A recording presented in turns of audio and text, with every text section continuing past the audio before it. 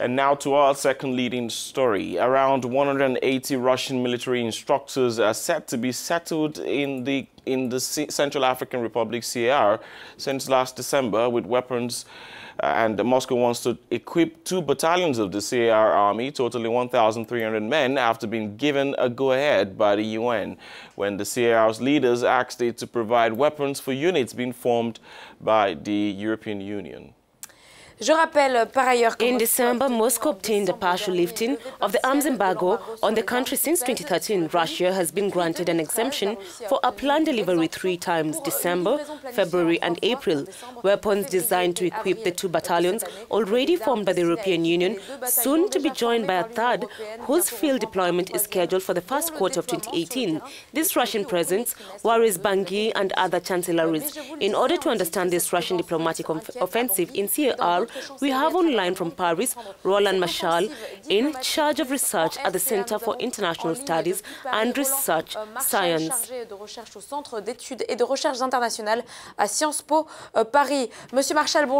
Hello, Machal. In December, Russia donated arms to the Central African Republic and at the same time sent a Russian Special Forces unit on site. What analysis do you make of this deal?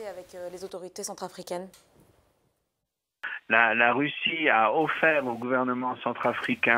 has offered the Central African government arms, the authorization to import these weapons, following the legal procedure of the discussions in the Security Council, since you know that the Central African Republic is under embargo. So from the point of view, if you want military equipment to be delivered, I think we are happy where we are less, but in all cases the legal procedures have been followed. In the same way it has been, but it is a state-to-state agreement, which is not an international resolution.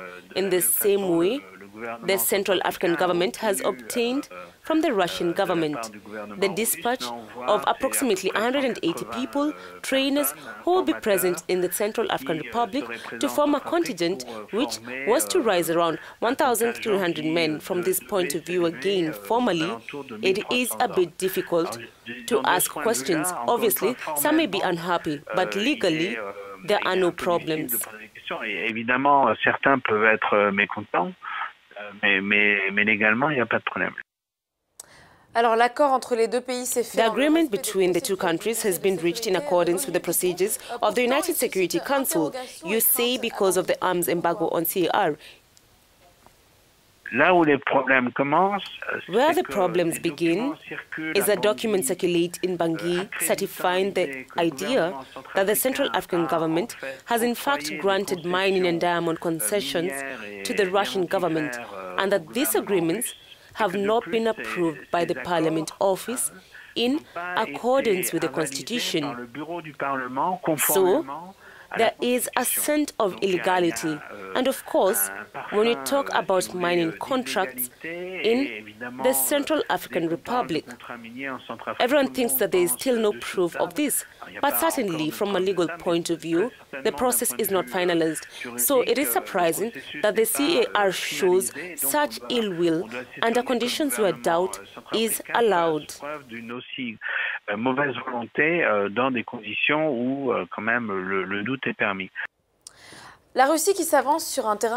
Russia, which is moving forward on a terrain considered to be considered by France in terms of cooperation as a kind of mistrust of French intervention in the Central African crisis.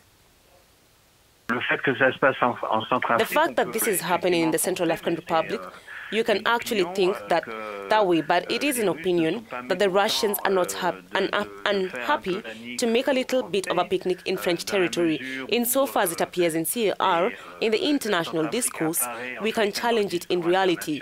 But in any case, the international discourse, and that one like a little French sandbox, this is the last of the last French colonies. It is always described in rather caricatured way, even if the reality is not necessarily very close in these descriptions. And so intervening where the French claim to be the most influential is obviously a small humiliation, a small stone in the French garden, whatever they say. And it is undoubtedly one more way of showing the French how dissatisfied Russia was with the policy pursued by Nicolas Sarkozy, but supported by all other French political forces at the time of the Libyan crisis, and the extremely radical reading he gave at the time of the Security Council resolution, which, under the pretext of saving the people of Benghazi, enabled the French, British, and American air forces to accelerate or allow the departure and finally the death of dictator Muammar Gaddafi. De permettre le départ et finalement la mort de Muammar Gaddafi. Alors pour terminer, Monsieur Marshall. Finally, Marshall, can Russia be the solution to the Central African crisis? The crisis in Central African Republic is real. It is deep.